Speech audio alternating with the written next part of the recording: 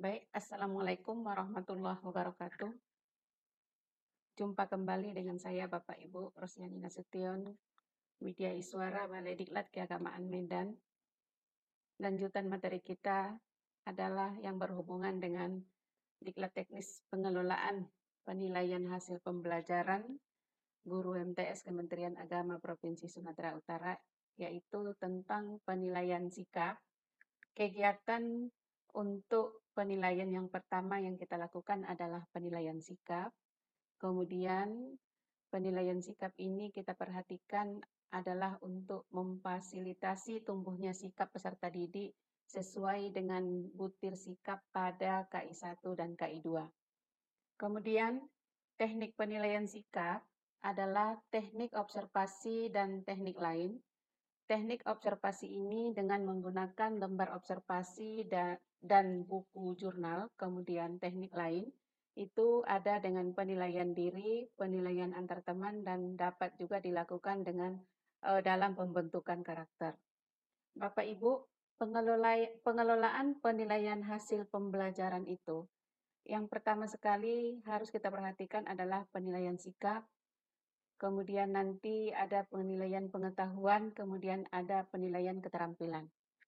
Sekarang kita fokus dulu pada penilaian sikap, di mana penilaian sikap itu Bapak Ibu adalah penilaian sikap, ada yang namanya penilaian sikap utama, yaitu penilaian sikap utama ini dilaksanakan atau diobservasi oleh guru mata pelajaran dalam satu semester, kemudian eh, diobservasi oleh wali kelas dan guru BK selama satu semester.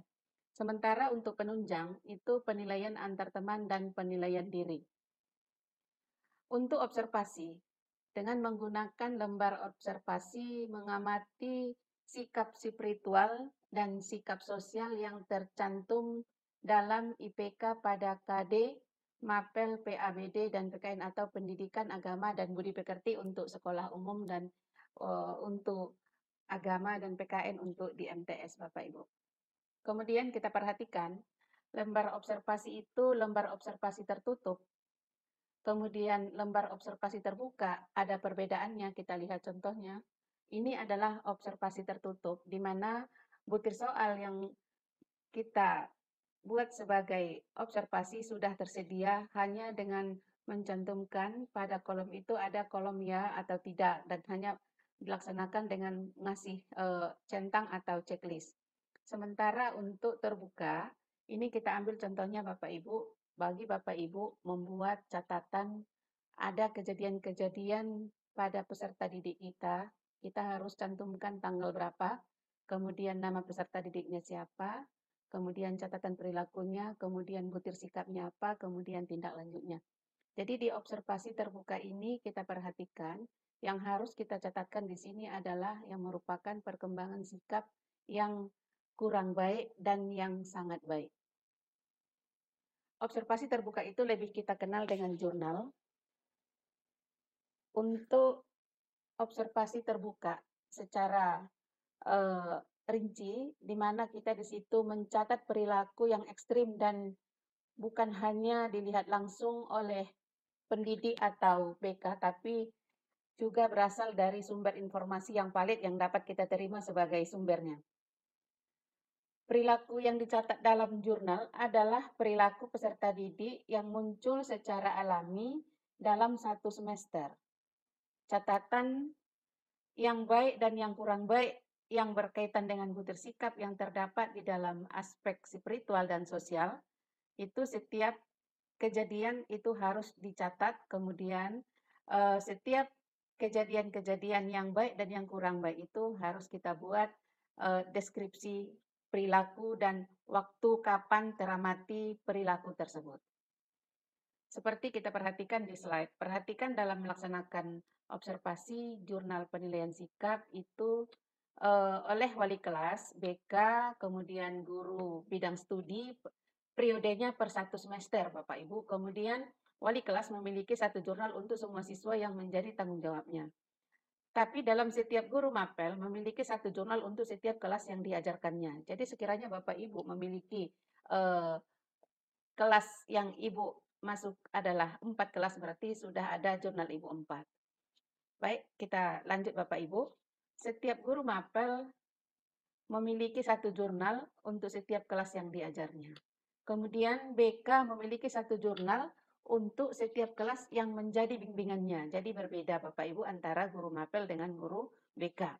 Perkembangan sikap spiritual dan sosial dapat dicatat dalam jurnal yang berbeda. Kemudian perkembangan sikap yang dicatat dalam jurnal yang kurang baik dan sangat baik. Perilaku yang sangat baik dan kurang baik dituliskan dalam jurnal tidak terbatas. Apabila peserta tidak pernah menunjukkan sikap kurang baik dan mulai atau telah menunjukkan sikap baik maka sesuai harapan, maka sikap yang mulai baik tersebut harus dicatat di dalam jurnal. Setiap akhir semester, BK dan guru mapel meringkas perkembangan sikap tersebut dan menyerahkannya kepada wali kelas. Kemudian wali kelas itu untuk mengolah menjadi deskripsi. Seperti ini Bapak Ibu, ada contohnya. Contoh jurnal sikap spiritual dan sikap sosial oleh pendidik. Silakan nanti Bapak Ibu pelajari, ada saya kasih contohnya nanti di tugas. Kita lanjut. Kemudian ada contoh lembar penilaian diri peserta didik dengan 2 jawaban. Ini adalah observasi tertutup. Kemudian penilaian diri peserta didik. Ini format penilaian antar teman. Jadi untuk indikator sikap sosial yang dinilai itu adalah jujur, disiplin, tanggung jawab, santun, percaya diri, dan peduli. Bagaimana pelaksanaan penilaian sikap? Penilaian sikap, guru mapel melaksanakannya setiap kegiatan pembelajaran pada jam pelajaran dan di luar jam pembelajaran. Jadi khusus untuk guru mata pelajaran, setiap masuk ke dalam kelas wajib menilai atau wajib melakukan penilaian sikap bagi setiap siswa pada saat kegiatan pembelajaran. Kemudian BK dan wali kelas, penilaian sikap bisa dilaksanakan di luar jam pembelajaran. Setelah diperoleh laporan-laporan dari guru mapel dan BK, maka ada kerjaan yang tidak bisa kita lupakan. Yang paling penting adalah dalam hal menuliskan deskripsi penilaian sikap yang dilakukan oleh guru mapel, wali kelas, dan BK.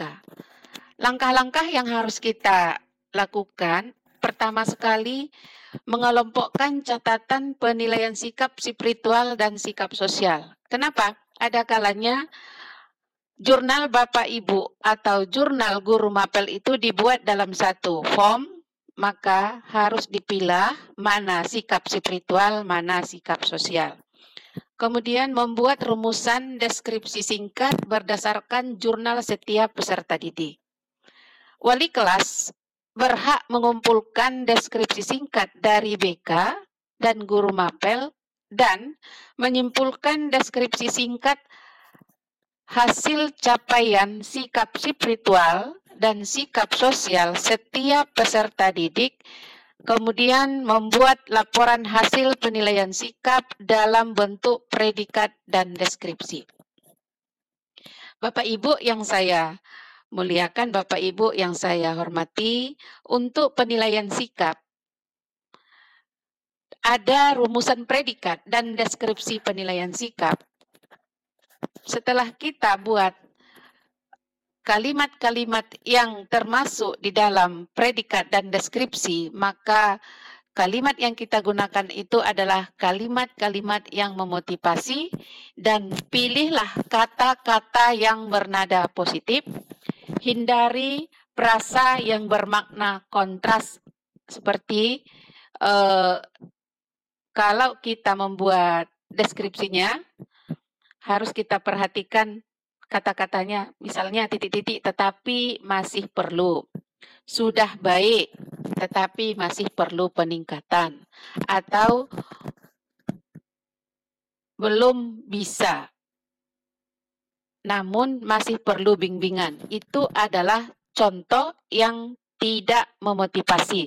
Jadi Bapak Ibu, contoh-contoh atau kalimat-kalimat yang memotivasi betul-betul harus kita perhatikan dan kita hindari kata-kata atau kalimat-kalimat yang menyinggung atau yang mengandung frasa. Kemudian Bapak Ibu, deskripsi menyebutkan sikap baik atau sangat baik, berkembang atau sedang berkembang.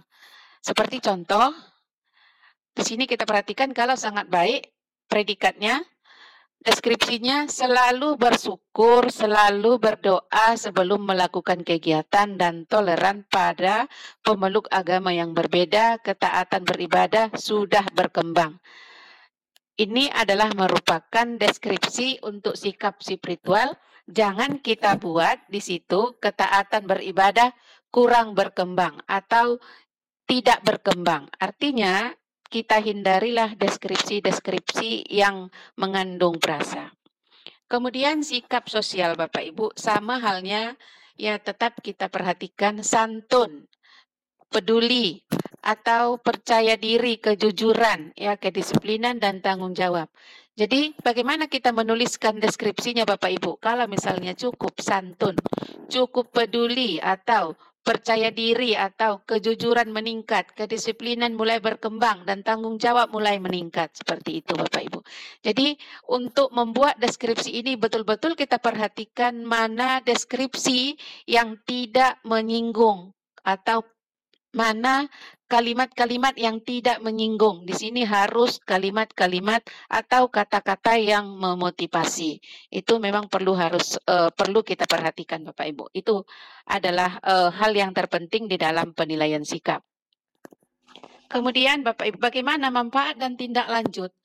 Perilaku dan sikap peserta didik yang tercatat dalam jurnal oleh wali kelas, guru mapel dan BK menjadi dasar bagi pihak madrasah untuk mengambil tindakan. Ada namanya dasar untuk tindak lanjut madrasah atau dasar untuk tindak lanjut pembinaan peserta didik.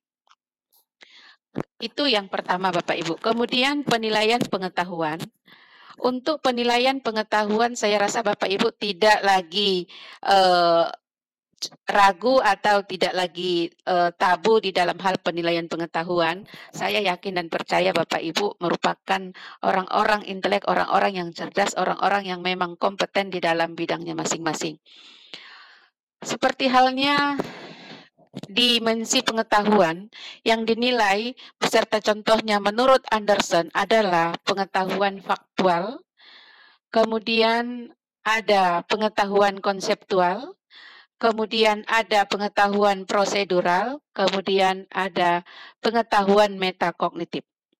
Dari keempat pengetahuan ini kita perhatikan bahwa ada beberapa dari KKO yang berkaitan erat dengan keempat pengetahuan tersebut. Itu ada pengaruh besar nanti di dalam kita menyusun beberapa indikator Bapak Ibu. Kita lihat Bapak Ibu, bagaimana teknik penilaian. Khusus untuk teknik penilaian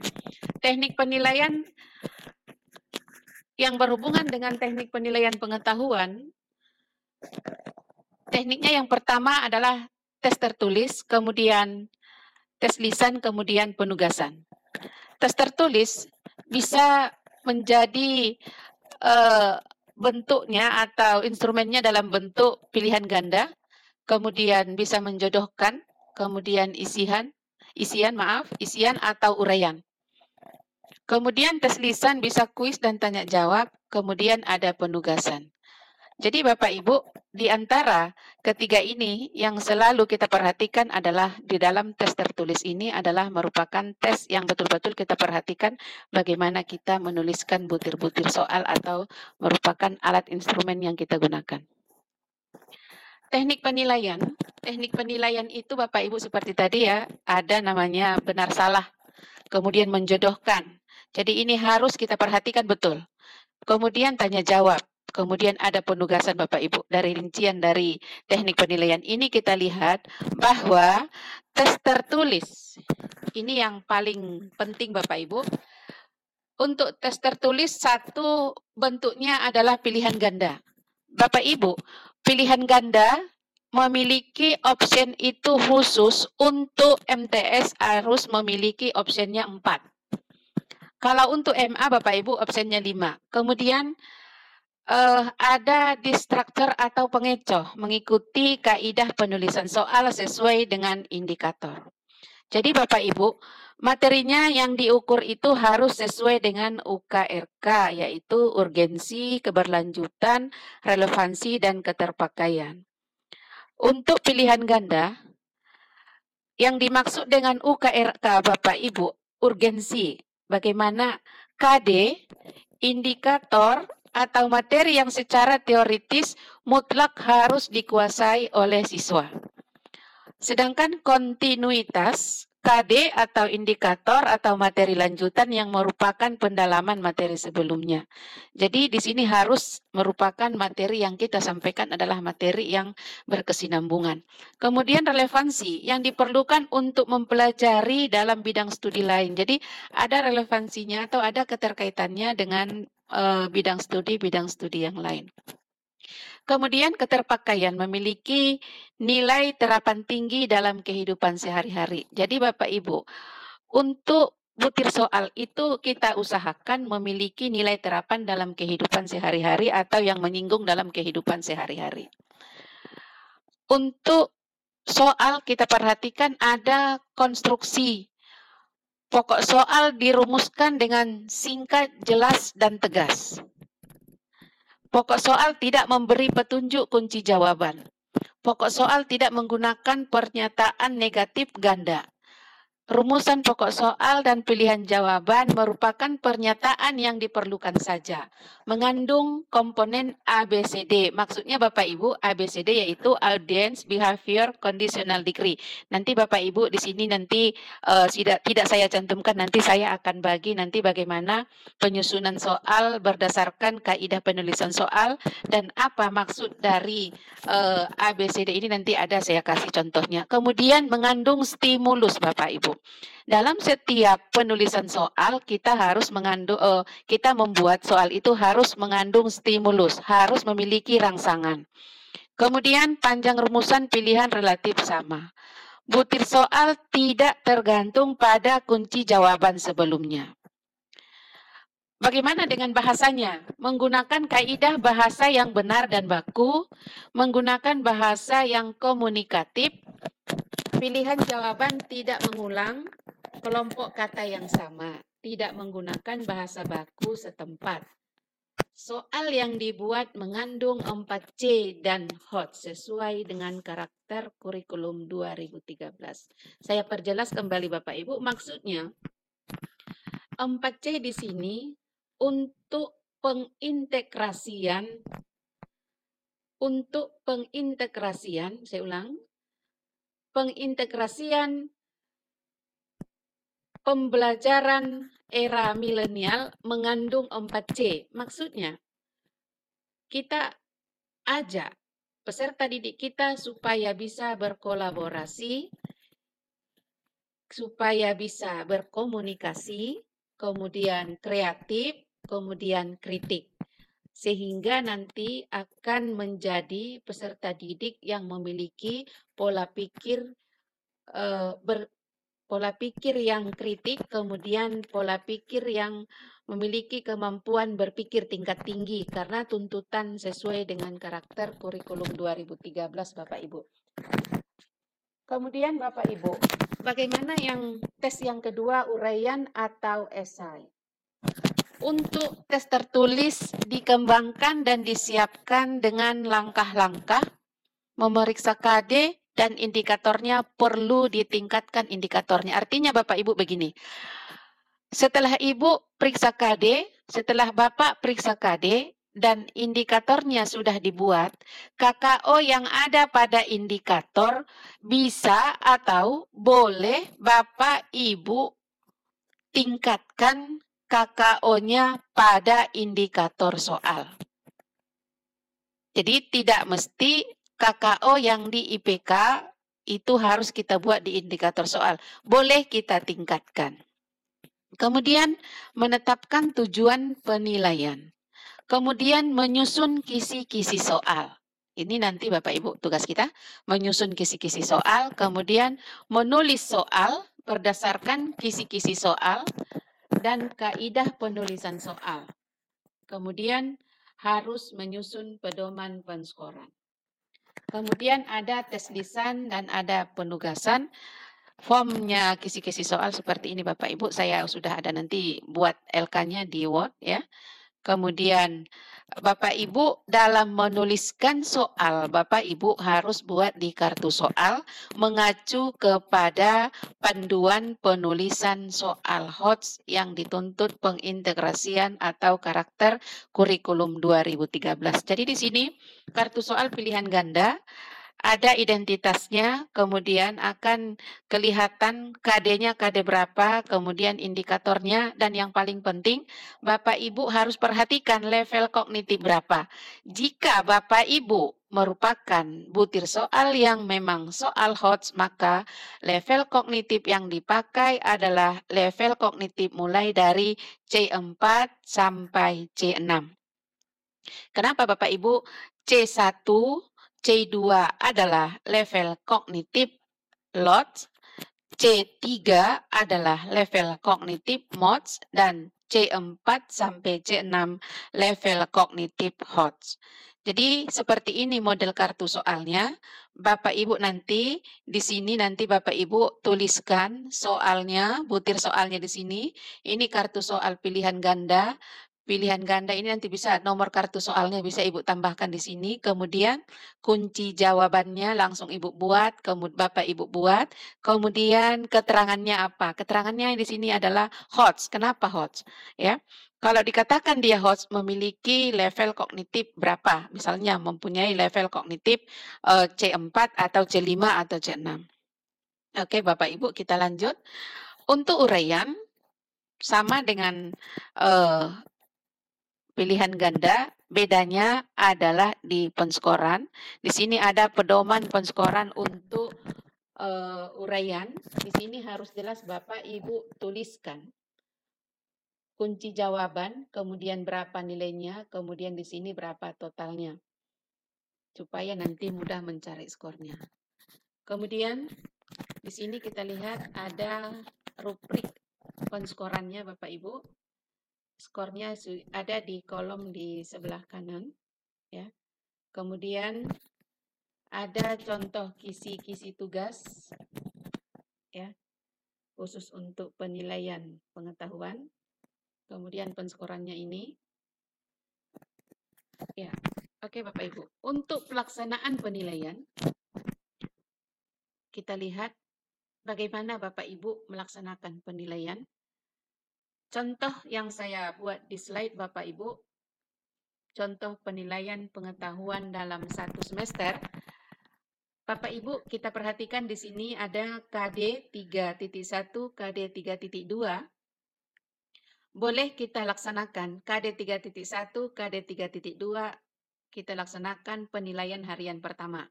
Kemudian KD 3.3 di penilaian harian kedua. Ada perbedaan Bapak Ibu. Kalau KD yang gemuk, ada perbedaan dengan KD yang kurus. Ini kita lihat denahnya.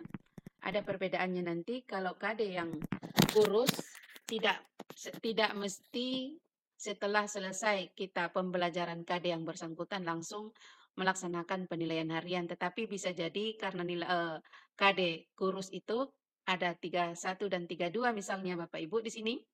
31 dan 32 ini merupakan KD kurus, maka di sini penilaian hariannya sekali. Tapi KD 3 ini penilaian hariannya sekali 1 KD. Dan ini ada dua penilaian harian 3 dan penilaian tengah semester demikian berikutnya Bapak Ibu. Ya, penilaian harian, penilaian tengah semester, penilaian akhir semester. Penulisan untuk capaian pengetahuan menggunakan skala 0 sampai 100 dan deskripsi. Hasil penilaian harian diperoleh dari nilai rata-rata penilaian tertulis atau penugasan dengan perbandingan seperti contoh 60% tertulis. Contoh 60% tertulis, 40% gitu. Jadi 60% dan 40% Bapak Ibu. Nanti akan saya kasih contohnya Bapak Ibu. Pembobotan bisa hasil koordinasi pendidik dengan satuan pendidikan. Jadi pembobotan itu Bapak Ibu merupakan pembobotan yang bisa dikoordinasikan dengan pendidik. Berapa nilai bobot dari masing-masing soal. Kemudian Bapak Ibu seperti apa tadi yang saya sampaikan ya, ini sudah penilaian harian boleh dilakukan lebih dari satu kali untuk KD gemuk. Kemudian untuk berikutnya tidak perlu menunggu selesainya pembelajaran KD tersebut. KD kurus boleh dilakukan penilaian lebih dari satu kali. Itu Bapak Ibu bisa nanti kita perkuat nanti di live chat Bapak Ibu nanti. Kemudian ini contoh pengolahan hasil penilaian harian Bapak Ibu. Di sini kita lihat contohnya penilaian harian yang pertama, 3.1 dan 3.2. Di sini kita perhatikan ada nilai yang diberikan terhadap peserta didik, kemudian ada perbedaan dengan penilaian harian di penilaian harian 4 dan penilaian harian 5 untuk KD 3.6. Bahwasanya penilaian harian itu sekali, di sini kita perhatikan, dilihat ternyata ada penilaian harian itu memperoleh nilai 80 dan 79, maka karena 2 kali dikerjakan, Bapak Ibu ini KD yang sama, maka dijumlahkan kemudian dirata-ratakan, inilah yang nilainya dapat 79,5. Maka hasil penilaian harian dari Ani setelah kita hitung keseluruhan kemudian dirata-ratakan dapat 73,19. Demikian juga dengan Budi, merupakan penilaian harian 4 dapat dia 76 dengan 66, 2 kali di dalam KD yang sama. Maka diperoleh 71 rata-ratanya, maka untuk hasil penilaian harian dapat 76,13. Kemudian Bapak Ibu, hasil penilaian tengah semester, materi yang diujikan semua KD tengah semester. Kemudian hasil penilaian akhir semester, kemudian hasil penilaian akhir, kemudian pengolahan dari ketiga hasil penilaian harian, hasil penilaian tengah semester, dan hasil penilaian akhir semester dengan menggunakan formulasi sebelum nilai dimasukkan ke dalam tabel pengolahan nilai akhir, pendidik memilah-milah nilai hasil penilaian tengah semester dan hasil penilaian akhir semester setiap KD, tujuannya untuk mengetahui KD yang sudah dicapai peserta didik atau yang belum dicapai peserta didik. Hal ini dilakukan untuk keperluan pemberian pembelajaran remedial dan pendeskripsian capaian pengetahuan dalam raport. Dengan rumus Bapak Ibu ini dia hasil penilaian akhir 2 kali hasil penilaian harian ditambah 1 kali hasil penilaian tengah semester ditambah 1 kali penilaian hasil penilaian akhir semester dibagi 4, maka dari contoh yang di atas tadi kita peroleh HPA-nya atau hasil penilaian akhirnya 79,09. Jadi Bapak Ibu, hasil penilaian akhir semester perbandingannya 2:1:1. Ini tercantum di dalam buku panduan. Kita lihat Ani dan Budi, HPH, HPTS, dan HPAS dan HPA-nya. Kita perhatikan maka hasil pembulatan diperoleh 77 sama 79. Dari HPA pembulatan maka diperoleh deskripsi pengetahuan menggunakan kalimat yang bersifat memotivasi dengan pilihan kata atau frasa yang bernada positif, menghindari frasa yang bermakna kontras, misalnya titik-titik tetapi masih perlu peningkatan dalam titik-titik atau namun masih perlu bimbingan dalam hal, seperti itu Bapak Ibu. Kemudian deskripsi berisi beberapa pengetahuan yang sangat baik dan atau baik dikuasai oleh peserta didik dan yang penguasaannya mulai berkembang. Deskripsi capaian pengetahuan didasarkan pada skor angka yang dicapai oleh KD. Itu Bapak Ibu.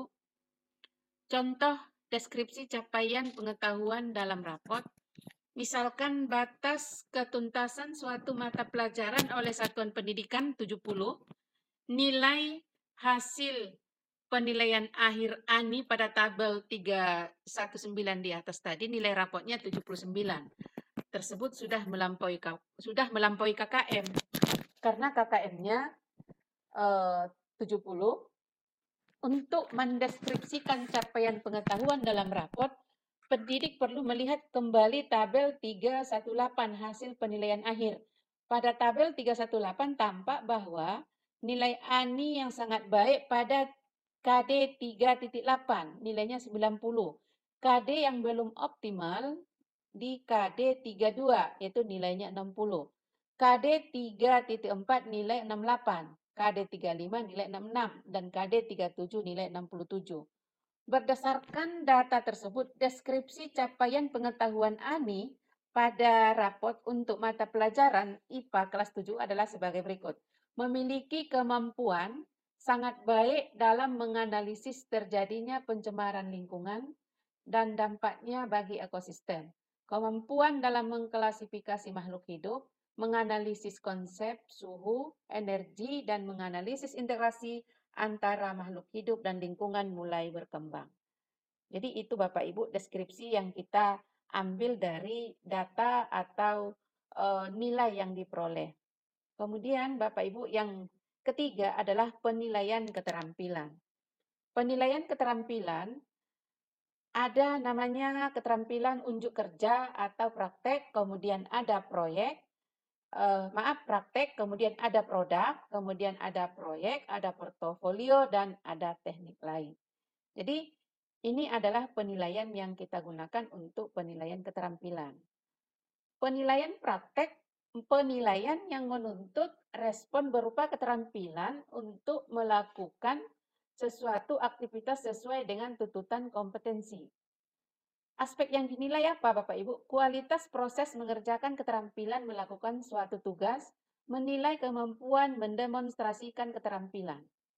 Kemudian kalau produk itu menghasilkan penilaian terhadap keterampilan peserta didik dalam mengaplikasikan pengetahuan yang dimiliki dalam wujud produk dalam waktu tertentu. Yang ketiga, proyek. Kegiatan untuk mengetahui kemampuan siswa dalam mengaplikasikan pengetahuannya melalui penyelesaian suatu instrumen proyek dalam periode atau dalam waktu tertentu. Untuk penilaian proyek dilakukan untuk mengukur satu atau beberapa KD dalam satu atau beberapa mata pelajaran. Penilaian proyek, perencanaan, pengumpulan data, pengorganisasian, pengolahan data, penyajian, dan pelaporan. Kemudian portofolio, tujuan dilakukannya portofolio untuk menentukan hasil karya dan proses bagaimana hasil karya tersebut kita buat. Di mana portofolio itu ada namanya portofolio dokumentasi, ada portofolio proses, ada portofolio pameran. Kemudian teknik lainnya untuk mengukur keterampilan dalam ranah berpikir abstrak, menulis, membaca, menyimak, dan menghitung, dapat digunakan teknik lain seperti tes tertulis. Jadi Bapak Ibu, untuk teknik lainnya di sini, selain unjuk kerja, produk, proyek, portofolio, teknik lainnya, ada saatnya kita menggunakan teknik dalam hal menulis, membaca, dan menyimak, yaitu dengan membuat tes tertulis atau tes tertulis untuk mata pelajaran matematika misalnya, atau IPA misalnya. Bisa kita gunakan menulis atau membaca atau menyimak atau menghitung. Lanjutan yang harus kita perhatikan Bapak Ibu, perencanaan penilaian, menyusun kisi-kisi, kemudian penyusunan instrumen, membuat rubrik penilaian, itu yang untuk membuat rubrik penilaiannya, kemudian ada contoh penilaian praktek Bapak Ibu seperti ini, contoh penilaian praktek, nanti ada saya kasih kisi-kisinya nanti di dalam bentuk Word nanti. Kemudian contoh instrumen praktek, ada di sini contoh rubrik penilaiannya Bapak Ibu ya. Kemudian nilai skor perolehannya. Ada rumusnya, contoh penilaian produk.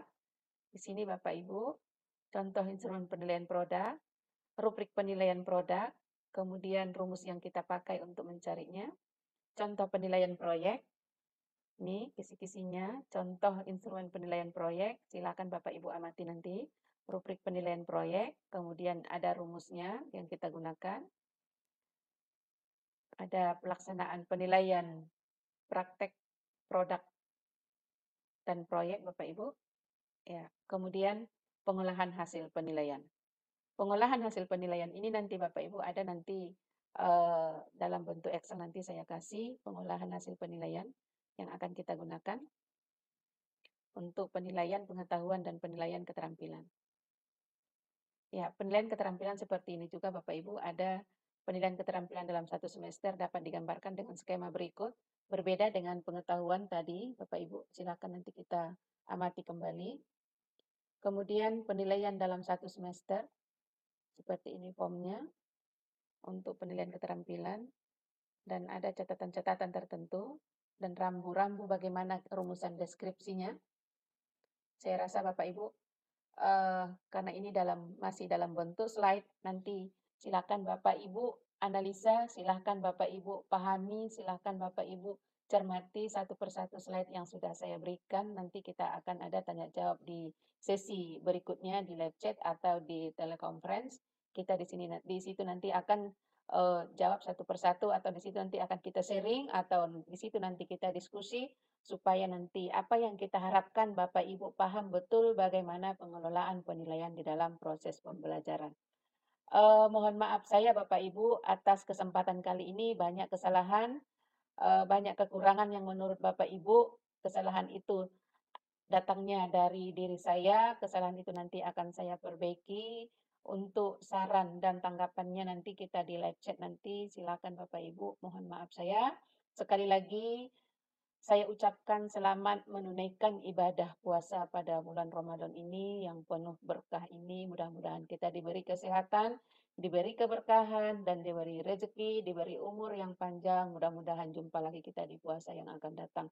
Amin, amin, ya Rabbal Alamin. Assalamualaikum warahmatullahi wabarakatuh.